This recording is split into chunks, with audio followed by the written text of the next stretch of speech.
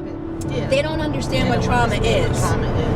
And once So you you're explain it to them, then they say, oh, shoot, I was traumatized. I had an alcohol or drug addicted parent, or I went to foster care, or, I witnessed domestic violence as a kid, or sexual abuse. The reason why I find this work so important is because I'm an example of the A.C.E study for you. I'm one of 5 children. My mother remarried somebody who was a severe batterer, and I'm the youngest of 5. My oldest sibling became violent. Hello everybody, and thank you so much for being here tonight. The reason why we want to have this conversation with all of you is because we really want to talk about what's in the best interest of the child. And what are the effects of a child living in a toxic stress environment. And we do know now, we have one of the largest medical investigations ever conducted by the Center for Disease Control and Prevention called the A.C.E study, Adverse Childhood Experiences. And science now is explaining what toxic stress does to the body. Now we know when a child experiences any of those elements. And what they tell us is that a child that lives in a home with domestic violence, being sexually abused, a drug or alcohol addicted parent, or being separated from a primary attachment parent, that child will suffer more illnesses and injuries in their childhood, into their adulthood, and they will have a shortened life expectancy of as much as 20 years. As much as 20 years. Now, what Rich was just talking about is this environment and this presumption in the courts, to keep the family unit together.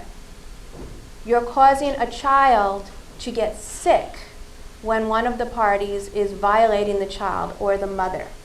So you're causing the child long-term health care problems for the rest of their lives. Now, I'm a domestic violence survivor, and I'm also a child survivor of domestic violence. They don't believe it. Yeah. They don't understand what trauma is.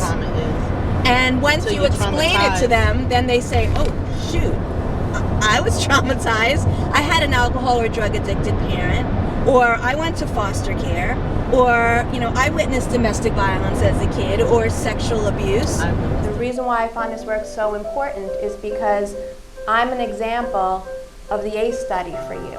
I'm one of 5 children. My mother remarried somebody who was a severe batterer, and I'm the youngest of 5. My oldest sibling became violent and wound up not having children because he was afraid he was going to hurt his kids. My second sibling, he has health problems right now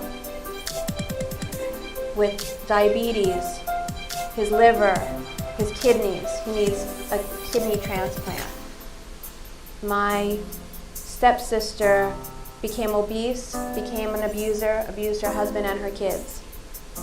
My biological brother just died a few days ago of alcohol, a heart attack induced from being a lifetime alcoholic.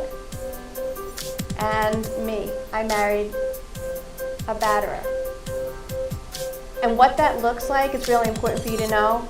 It's not just the violence, that's so minimal to most of us. It's the verbal, emotional, psychological, financial, coercive control, not being able to be yourself, having to be somebody for somebody else, never being comfortable, walking on eggshells. And now you have children in that environment. And what that does to them is now we know it will make them sick for the rest of their lives. So the conversation today that we want to begin to have is we need to work on prevention. We don't want to work in the aftermath of the health care related costs of domestic violence, which the CDC reports as... So the CDC also came out with a report that it costs our country $750 billion in health care related costs across our nation. $750 billion to deal with people who can't get a job. Oh, right? Some people will care about it for personal reasons. Some people will care about humanity, and other people will care about money. Who are abusing their bodies, who, from this toxic stress of being depressed for a lifetime, Or, as a nation, we can say we need to take care of our children.